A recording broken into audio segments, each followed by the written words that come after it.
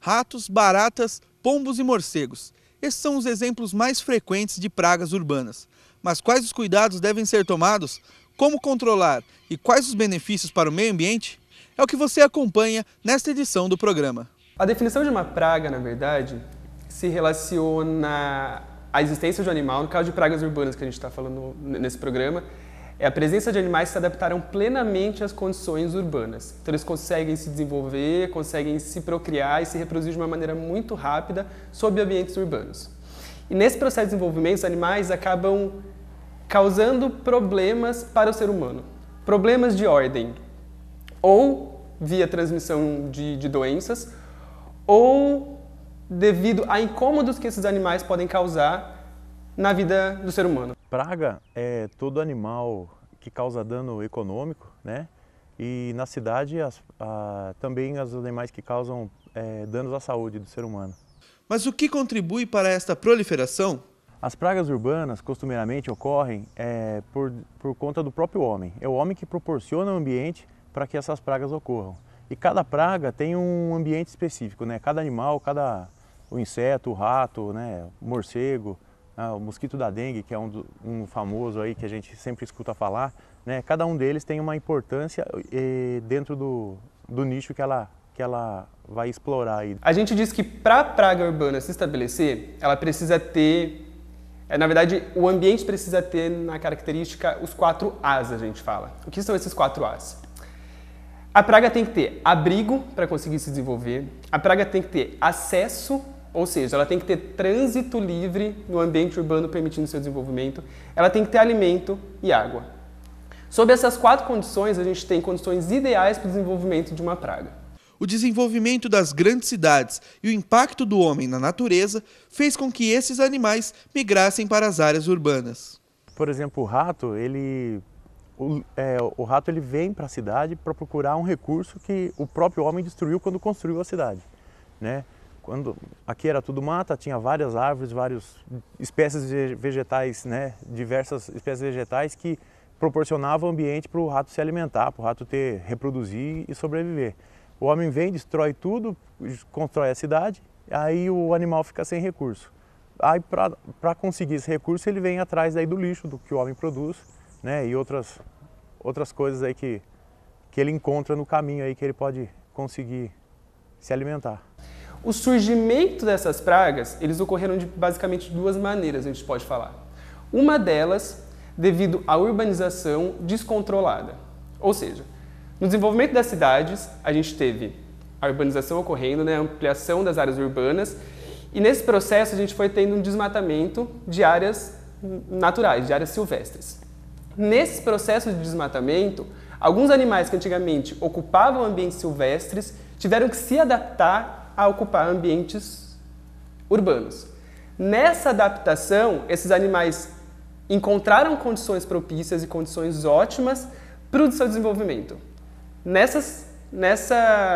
Sob essas condições propícias e ótimas, esses animais se desenvolveram plenamente, aumentaram demais sua população, causando danos para a sociedade. E uma outra é devido à inserção de animais exóticos em uma área que não ocorria.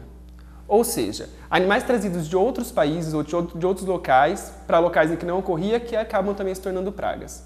A gente tem 2 exemplos típicos de animais que se tornaram pragas dessa maneira, que são os pombos, que são pragas urbanas. E os pombos foram trazidos da zona do Mediterrâneo durante ali o século XVI. E quando eles foram trazidos para o Brasil, no caso, né, para serem utilizados como pombos-correios ou como animais domésticos, esses pombos encontraram uma condição ótima para desenvolvimento dentro do Brasil, né, dentro das zonas urbanas, e começaram a se proliferar rapidamente. Então, a inserção desses animais exóticos, visto que eles não tinham seus inimigos naturais ocorrentes na região urbana, beleza? Fizeram com que ele tivesse condições ótimas de se desenvolver. A gente tem outro caso também, aquele dos caramujos africanos que a gente conhece bastante, principalmente em Piracicaba. São caramujos bastante grandes, que foram introduzidos no Brasil mais ou menos na década de 80, com o principal intuito de serem utilizados para alimentação, para substituir escargot. Mas no Brasil a gente nunca teve o hábito de utilizar escargot na alimentação humana. Então, os produtores que começaram a tentar produzir esse caramujo africano viram que não tinha muito mercado. Visto isso, pararam de produzir e esses caramujos foram liberados no ambiente. Hoje em dia a gente não tem inimigos naturais para esses caramujos e eles estão tendo uma proliferação muito rápida e se tornando pragas urbanas também. Então são dois exemplos típicos para exemplificar a grande urbanização de maneira desordenada e um outro, animais exóticos que foram inseridos em ambiente que não ocorriam anteriormente. E você, sabe quais são as pragas mais comuns? Além de pombos e caramujos, a gente tem os roedores, de maneira geral, ratos, vários insetos como baratas, pernilongos, que também são considerados pragas urbanas, aranhas, escorpiões também podem ser considerados como pragas urbanas, morcegos, que existe muita controvérsia em relação ao prejuízo que o morcego pode causar na sociedade, mas também o seu benefício ecológico, a gente até pode falar depois um pouquinho sobre isso. Muito comum, né, a gente encontrar rato, morcego, né, várias espécies de insetos, né, as baratas aí que é muito comum dentro das casas, né, o próprio mosquito da dengue, que é uma briga da vigilância epidemiológica e conseguir controlar esse animal, né. Apesar de serem nocivos à saúde do homem, a convivência pode acontecer em harmonia. Principalmente o rato, acho que ele vive numa relação simbiótica com o homem do tipo toma lá da cá, né? O homem produz lixo e o rato transforma esse lixo em matéria orgânica, né? Ele decompõe o nosso lixo. Né? Estima-se aí que o rato consome 10% do seu peso de alimento por dia, né? E que isso pra gente seria legal. É uma coisa que o animal que uma hora ele pode ser praga, outra hora ele também está aí para ajudar também o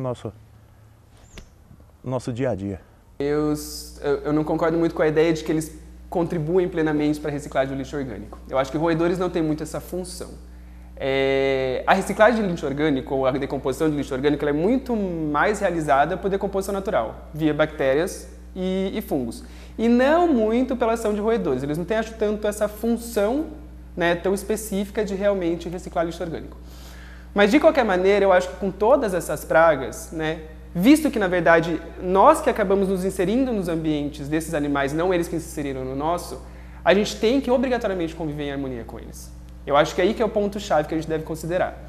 Para isso, a gente tem que sempre pensar no seguinte: a gente deve controlar essas pragas para não matar.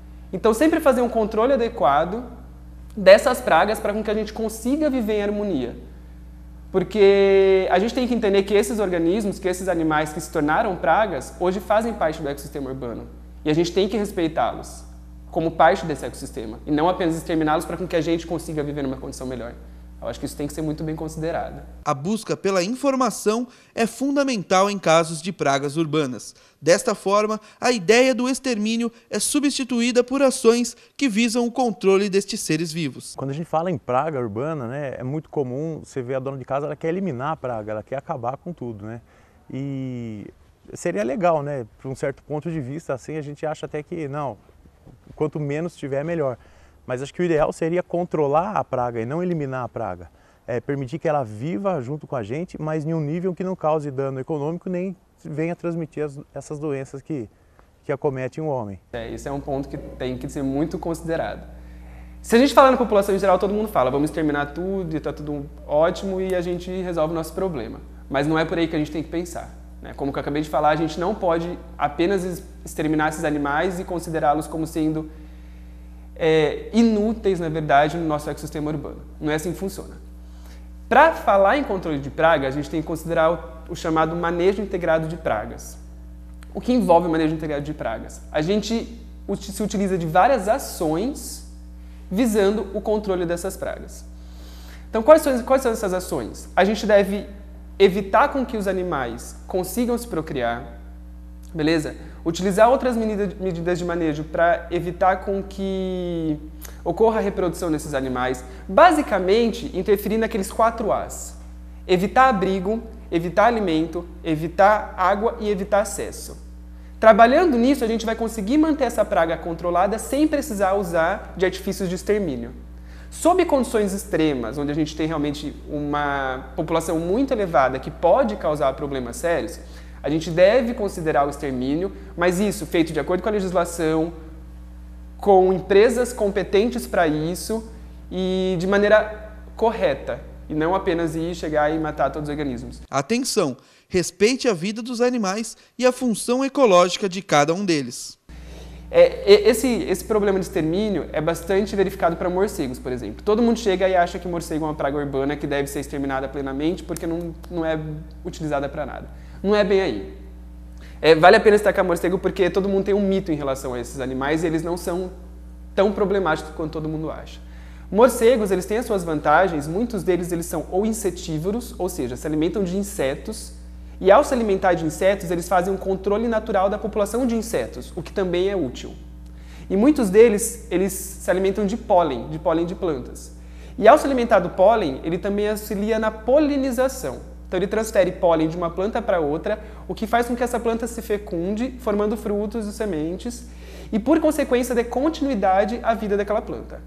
Então, o morcego ele tem muito mais função ecológica, na verdade, hoje em dia, do que praga. O principal problema de morcego que a gente vê hoje é a transmissão de raiva, mas para morcegos que são hematófagos, que se alimentam de sangue, e não para todo tipo de morcego. Então vale a pena a gente pensar que ao fazer um controle de praga, a gente não pode pensar unicamente em exterminar todos esses organismos, a gente tem que pensar em exterminá-los não. A gente tem que pensar em controlá-los para evitar o extermínio. Então é o que eu acabei de falar, controlar para não matar. Acho que é o ponto-chave de controle de pragas, que deve ser considerado. O recolhimento de animais considerados pragas urbanas por conta própria pode ser perigoso. Busque informações e tire suas dúvidas com os profissionais que entendem do assunto, entrando em contato com o Centro de Zoonose da sua cidade. Esta foi mais uma edição do programa Ambiente por Inteiro. Para conhecer mais sobre a programação da TV Unimap, acesse facebook.com/tvunimap.